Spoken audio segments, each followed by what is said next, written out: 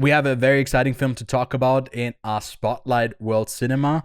One that I picked after Kevin frequently flaunted around his, physical copy of The Wailing, a movie from, can you say the director's name?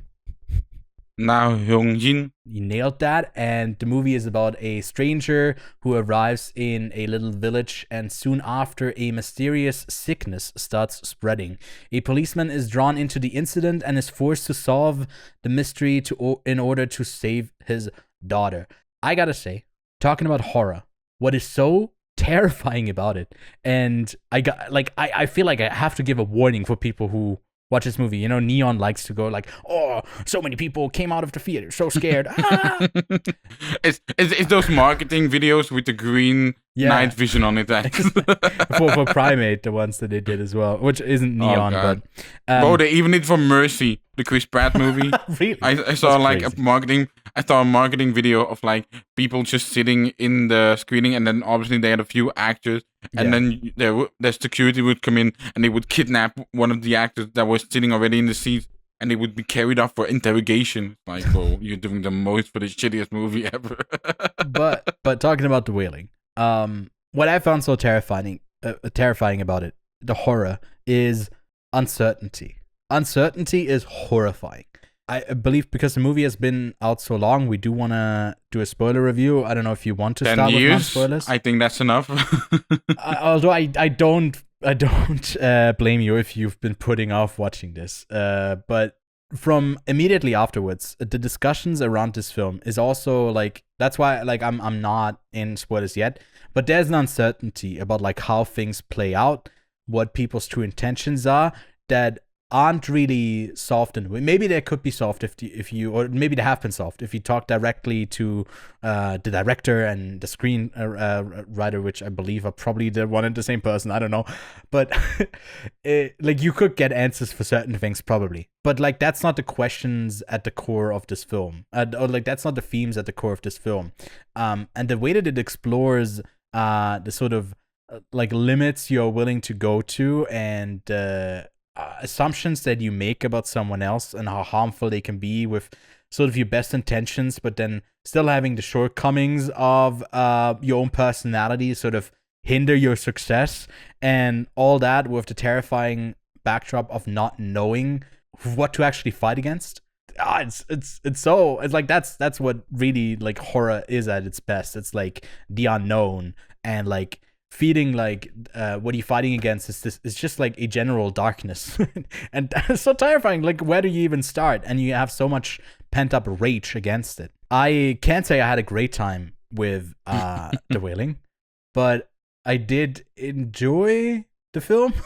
It's really hard to say, but like I think to me this was one of the most terrifying movies I've seen in a while. I was like quite freaked out. I was like, I texted you when I was watching it. I'm looking forward to the nightmares tonight.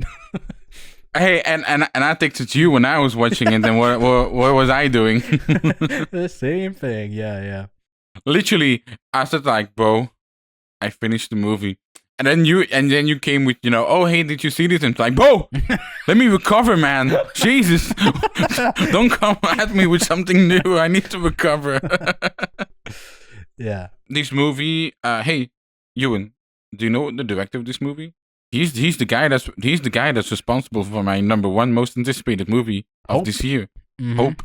And I am very much looking forward to catching up with Chaser and The Yellow Sea, which are also his two other movies that he has made. This movie gets compared quite a bit with Memories of Murder, and I totally can get that in terms of atmosphere. That rain, the use of rain especially, my God, this movie nails that. And I oftentimes say, but texture, when you can smell, when you can feel what the characters are feeling, like in that, whether it's muddy, whether it's sweaty, whether it's just purely drenched by rain, you can smell and taste this movie. It's unbelievable what the cinematographer has done here. Hong Kong-po, also responsible for Parasite, so does not surprise me in the slightest. Yeah. Has also done Snowpiercer, Burning, Broker. Save the Green Planet. Hey, that movie gets called back from us. The team behind this movie is incredible, and then you get the cast who portray their characters immaculately. You got Kwak Do-won as the sort of mumbling idiot cop. Like he's very much is a man who isn't fully confident. Who very much has insecurity issues, but he's still smart. You know, he definitely isn't like fully stupid to the point that you think like, bro, this little girl is gonna, like she's gone with a dad this dumb. Like you never feel that. He's smart, but he's just insecure. But at a certain moment, he just hits that line of being desperate. Yeah. And in those moments, it's just a heavy load to take in terms of despair, stress, everything. And we on the channel oftentimes talks about child performances, and we, like sometimes we say like, this kid isn't experienced.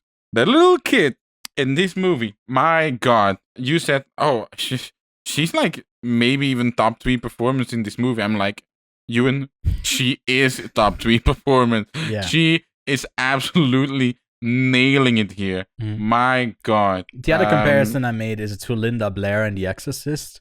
I think she's obviously like, similar sort of performance as well. Not as much on the possessed side.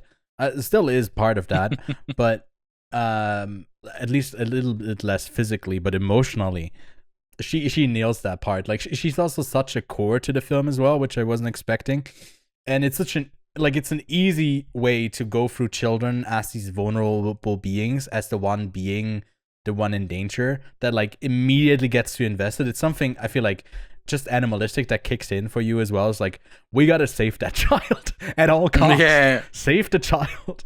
And what I also saw is like some people saying that the cop father is like going through the 7 deadly sins in a way, like being late, the sloth, like constantly eating, so like that gluttony, the lust that he has.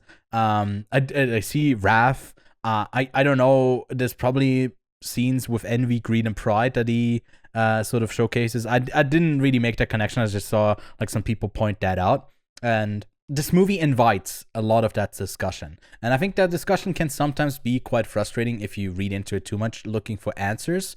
But if you have questions and you end up having more questions at the end of it all, I think that's like something, not because like there logically there's some plot holes or like something like that, but more that like it evokes more questions in sort of why people reacted the way that they did and stuff like that. Like that can be additive to the experience, and I think I had that with this movie where I was curious. That's a good thing. Yeah. And this movie is also a mix mash of so many genres. Because at some point I also had to think about Silence, about Martin Scorsese's Silence, about religion. And it's like, do you believe it, whether it's not? Do you think it's something performative, or do you think it's actually something substantial? Yeah. And you got multiple things in this movie. At a certain point, it's like, oh, is this sort of zombie thing? Is it a virus thing? Is it a serial killer thing? Is it a witch hunt thing? Like, this movie goes in so many potential directions, and I applaud them for doing so. It's not something straightforward.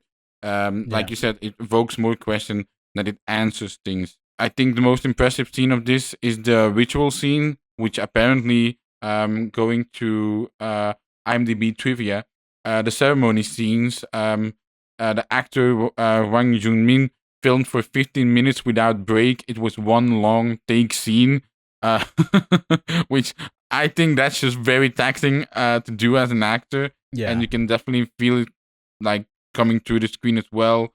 And this movie was also made on the basis of many folk religions in Korea and Nepal, and on Catholic faiths. Hence, my sort of aspiration to Silence was, that like there's a link there.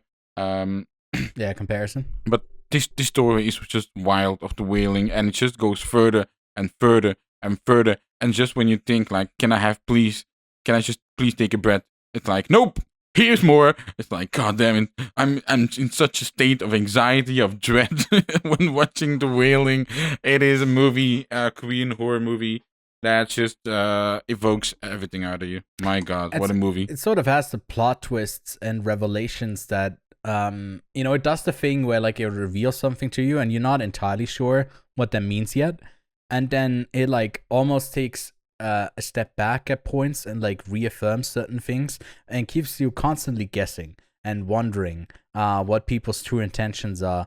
Like I think with the city shaman who comes in and performs that long scene, I was like at the beginning you're like, oh, is it like someone who is, because at the beginning, like I was kind of questioning, does he have the capability? What world do like we his live legitimacy? in? Yeah, his legitimacy, and also the legitimacy of like what is happening. Is there actually something more like supernatural that is happening, or is it tapping into the folklore thing, which can feel different than like supernatural, like a virus? Like it is walking that line kind of mysteriously the whole time, and at the core of it all, you have a very frustrating lead who you're also rooting for him. Just a thrilling ride from beginning to end. You want to talk some spoilers or not? Sure, yeah. Let's do it from here on out. Spoiler warning for the end of the Wailing.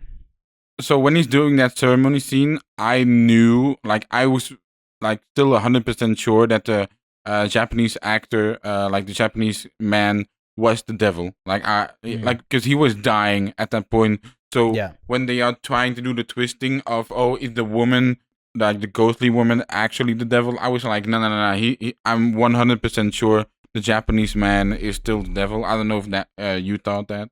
Well, I thought it must be. And then when it twists it back, and it also ends with revealing the shaman, the city shaman, to maybe have been working with one of them being evil. It's just like adds so much confusion. Like at the very final note, and it just recontextualizes the whole thing where I don't really have a clear solution to it all. Like I can't really make sense of it, because it wouldn't make sense if he worked together with the woman, if he worked together with the man as well, the two shamans, because why was it actually hurting him in that scene? And it felt like he was like genuinely worried when the guy in the car like escapes again. So like I don't know, but it weirdly enough, it doesn't feel like a shortcoming for the film. That like sort of like does it make sense? I don't know. But it just leaves you in a state of like this uncertainty. I will say though, if your child is potentially like, has like an exorcism or like the devil inside her, at least in America, they tie them up. I was like, at a certain point, I was like, does nobody have some damn rope in this movie? Like, oh yeah, no, we left her with the old grandma, or like, no, we left her with the neighbor. The neighbor's looking after her. And it's like, you left the neighbor with your potential devilish child, and then she gets stabbed, and it's like, of course what do you expect? Yeah, especially knowing what has happened in the town since then. It's also like interesting with the woman who stalks the like forest shaman. When the cops are there and she's throwing stones, I was like, wait, is she literally throwing the first stone? Is that what this is? And did you see how many stones she threw? It's like it's just everywhere. And the way that like he reacts to it, he feels like he's waiting until the very last moment to do something.